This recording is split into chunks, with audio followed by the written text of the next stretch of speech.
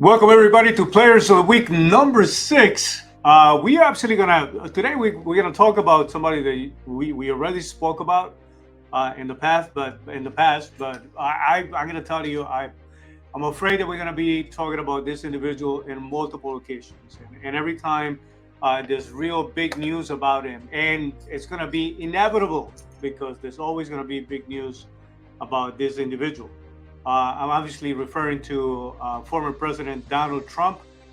There is no way we're not gonna have the need to revisit multiple times somebody like Donald Trump. Everybody continues to get to know him, and again, as the process is moving forward, from the time that he decided to become a candidate, the first time around that he decided to become a candidate, before he was a president.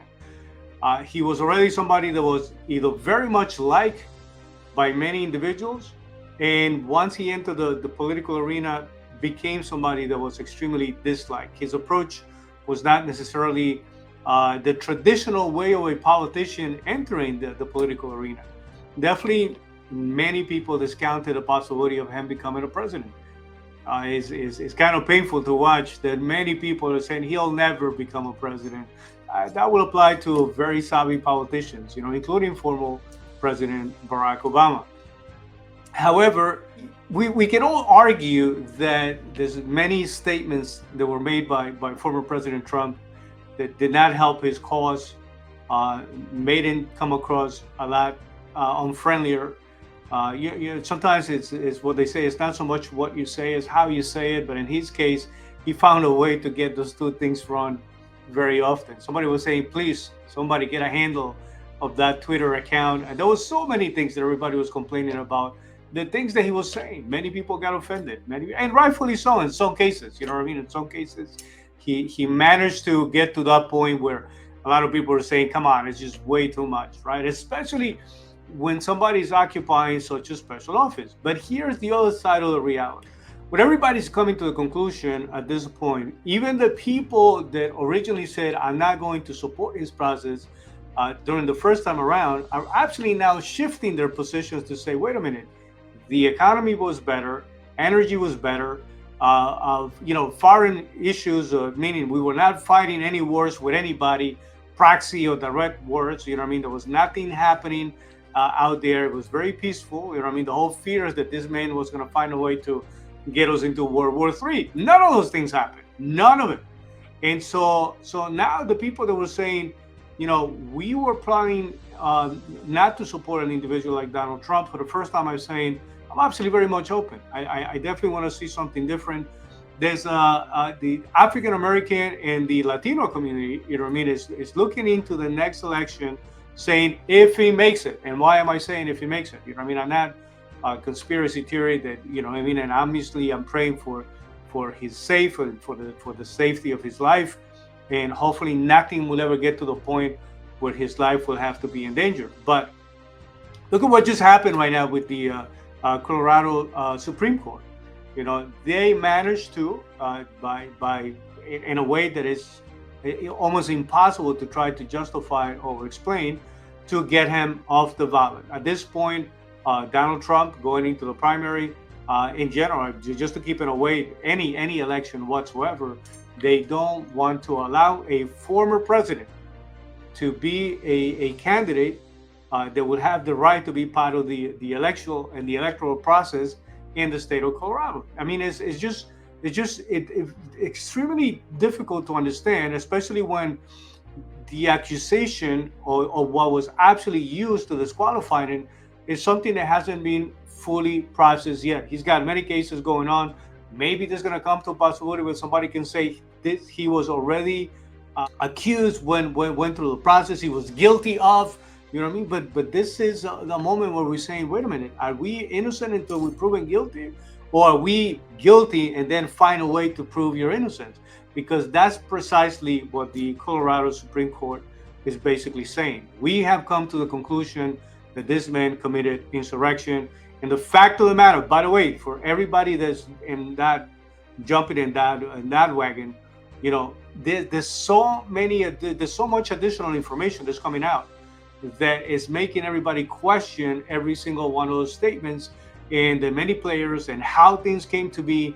And so I think that everybody's got to be very careful going 100% accusing about is something that it appears to be was not necessarily the case. So, but here's the one thing that apparently the left doesn't get and Democrats don't want to understand. The more that they are playing this type of hand, that the more that they are showing that they're literally afraid of the actual process of people voting for whoever they want to have as president. What they're saying is they basically are showing fear to the point of saying, we don't believe that we can win at this point unless we go this route. California is already announcing, many of the politicians are looking for how the law can potentially help keep Donald Trump off the ballot. The fact of the matter is, that only makes it very clear that, if anything, if you have the confirmation that at this point, everybody's coming to the conclusion that soon, if everything keeps going the way it's going, everybody's going to have to say, welcome back, President Trump. And the only way to confirm that everybody's extremely afraid, that they don't know how to deal with this moment, that they don't have a message that is resonating, or they don't have a message that can actually argue against his position. The biggest issue the Democrats are facing right now is what's going on at the border. The border is such a mess right now. It's such a mess. And even the most reasonable people looking at the whole situation are saying, we just don't understand what's actually going on. We don't understand what's the ultimate game plan. Because if the game plan was, we're going to have so many immigrants going into states like Texas and Arizona that it's not necessarily even a red state anymore, but definitely Texas. They're trying to see if they can make it go in a different direction. I understand that, but when you fly people into blue states, that doesn't help you politically. If anything, that just makes it a lot more difficult, because now you have places like the city of Chicago complaining about it. You have the city of New York literally saying we are not able to handle. So this moment, Donald Trump is coming across with a message that appears to be more effective, dealing with the economy, immigration, foreign policy. I mean, it is just the biggest issues that we have on the table. It appears that he has a message that is absolutely resonating with the American people. And so I give it a lot of credit for, again, the level of mental toughness that is required, whether you like it or not. I mean, you got to be fair to a point of saying, would I be able to, if I was going through a process like that, would I be able to handle it? And then looking into not so much how he said things, or how sometimes he's not careful with how he approaches a statement or the wording of something that he was supposed to say in a different way. Maybe you want to look a little deeper into what are the policies that he's promoted. Do they make sense? Will that be beneficial for you and your family? Is that something that will help you? And I think that at this point, it appears that his message is being very much welcomed by people that just about 4 or 5 years ago were saying, I will never even consider voting for Donald Trump.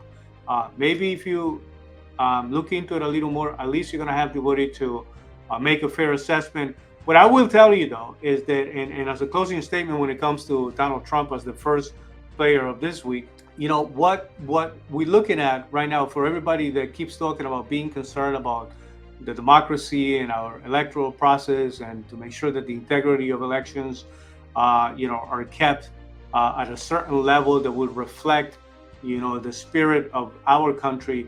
The fact of the matter is that the actions that were taken by the Supreme Court of the state of Colorado is not something that's going to be helpful. This is going to be going to the U.S. Supreme Court that will assume it's going to not only clear it for the state of Colorado, but it's also going to clear it for the whole country. Because, like I said, there's many other states that were thinking about it. Some of them are saying we're not going to go that route because we don't believe that will only help make the case of election interference. So at this point, it looks like no matter what, this is going to be a win-win situation for Donald Trump. So, but with that being said, again, we just give him credit for the mental toughness, for his ability to stay on target, and for fighting it out. The second person that I want to speak to you, it's somebody that everybody knows from very friendly videos.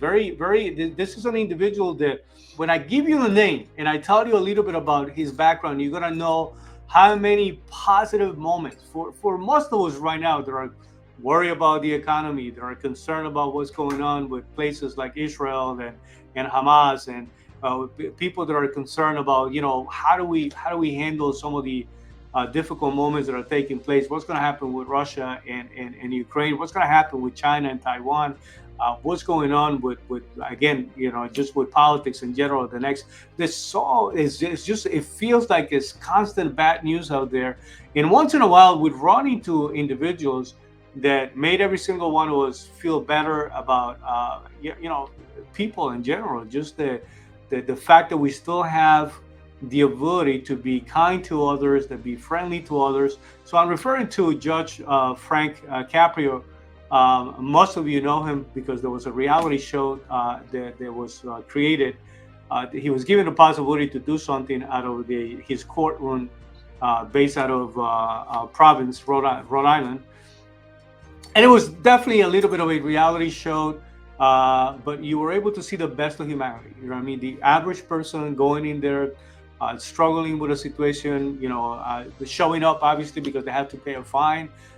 They got a ticket somewhere. They took a red light somewhere. A lot of funny moments. You know what I mean? A lot of wives giving up, throwing their husbands under the bus. A lot of children saying to their parents, no, yeah, you were going fast, so you took the red light. And there was just a lot of funny, not only funny, but heartwarming moments. And this man was able to showcase, the difference between just trying to apply the law and also using that position of power, not only to issue a judgment, even though that is the role that he's supposed to play as a judge, but also to show that we can use every single one of the tools that we have connected to the law, connected to wanting to preserve law and order, to make sure that we function as a society, but still doing it in a way that is humane. It still manages to address the issue, come up with a solution. So many times, some of the fees that were forgiven to individuals that were really not doing well financially. You saw people crying. You saw so many emotions, from happiness to joking around to, again, a lot of tears. And the only reason why I'm mentioning his name is because he just recently put a couple of videos letting everybody know that he's actually dealing with cancer, with pancreatic cancer, which is very difficult to fight.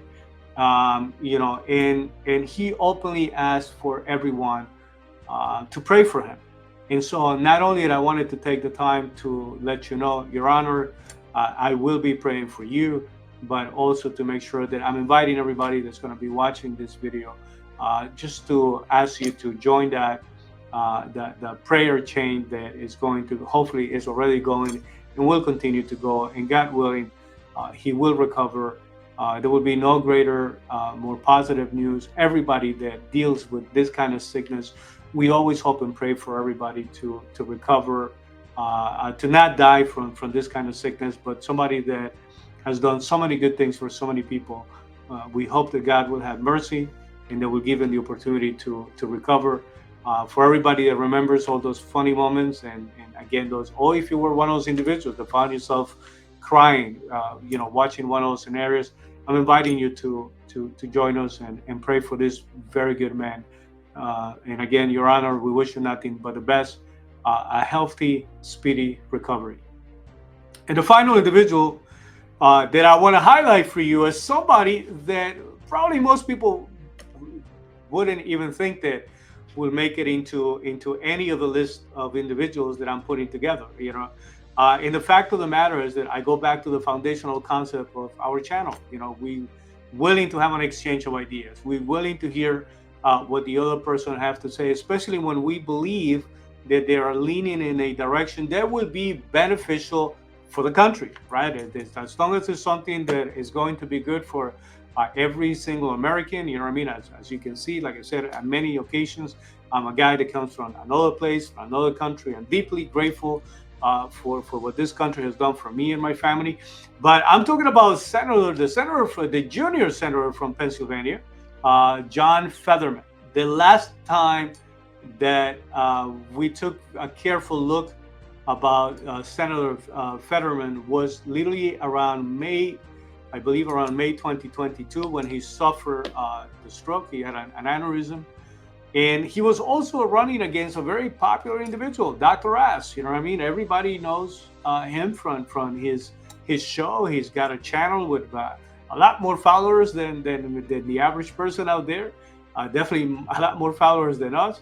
There was a moment where a lot of people, including myself, full disclosure, including myself, were very critical about the fact that at that moment, this man did not appear to be doing very well. By the way, it's not that he's 100% back to normal, but by now he appears to have a greater ability to control not only his speech pattern, but also to make sure that he can keep together whatever ideas he is trying to express and to communicate them with enough efficiency, with enough clarity. Then now everybody's saying, okay, you're sounding as somebody who really has managed to have an incredible recovery process, and it's showing, right?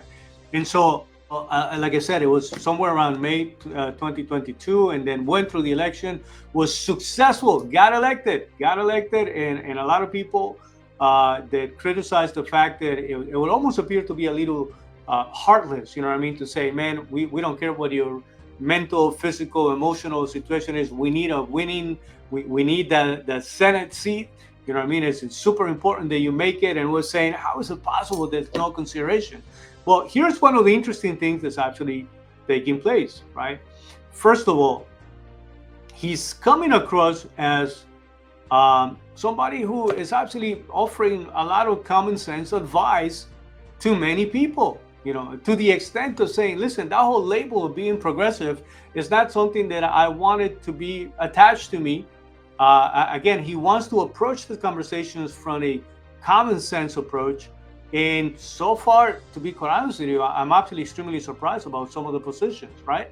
It's right now, I think it's very clear and it's fair to say that most of the Democrat Party is somewhere, somehow, in a very misguided way, saying that they are supporting the Palestinian people. What they don't understand is that the people that are against Hamas are against Hamas, not just because they are for Israel, but they are also for the Palestinian people.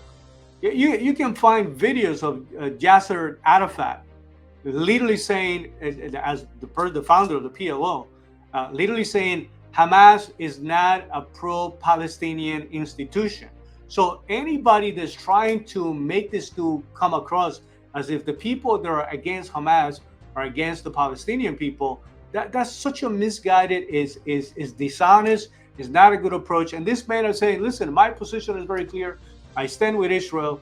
But I think he was also able to express that idea, right? I'm against Hamas. It has nothing to do with the Palestinian people.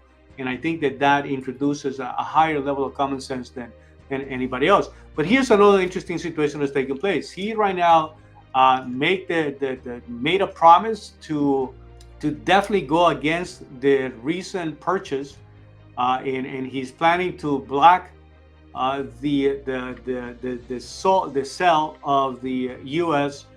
Steel Corp.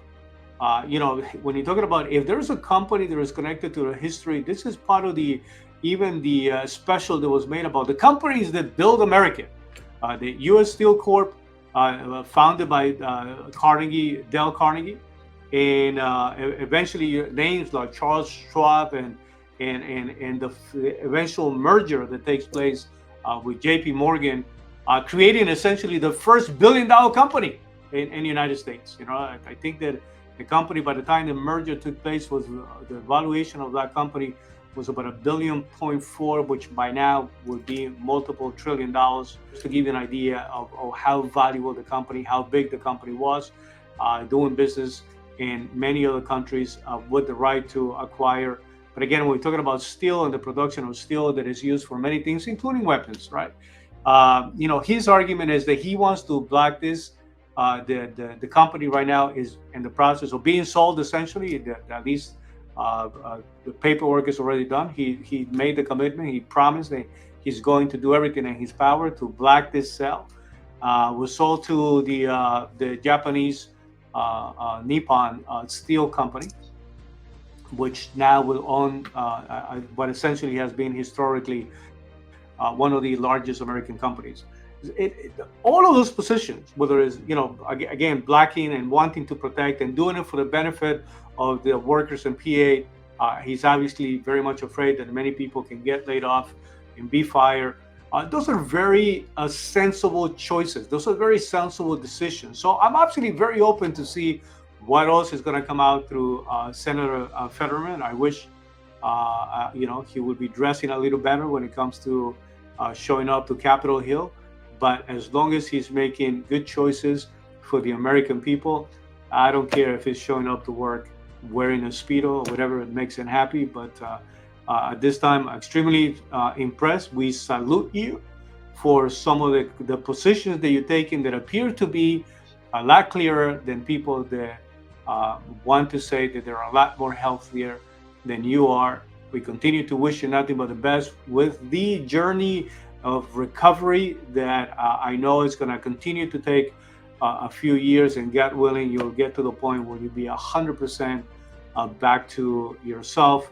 I think that would be something extremely helpful. So let's see what additional surprises, what many other common sense positions Senator Fetterman will take.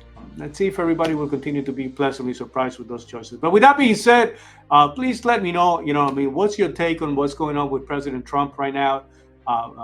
Please let me know that you're going to be praying for the Judge Frank Caprio. I hope you're going to join us in that prayer change. And again, I'm inviting you to salute Senator John Fetterman for taking some of the most sensible positions that I have seen coming out of the Democrat Party, especially in this last 2-3 years. It's been kind of crazy to watch. But with that being said, let me know if there's anybody specifically that you would like us to highlight, to tell you a little more about what's going on with them. See if we can find something that would be a little different than what's being said out there. But more than anything else, we want to connect you with certain people that will continue to be players, whether it's politically, economically, or sports, or any of those arenas that hopefully would be important to you. With that being said, we thank you for watching, and please pass it around. And again, please let us know if there's anybody that you would like us to address. And we will be more than happy to bring it into the video. Right? Thank you so much. Thank you.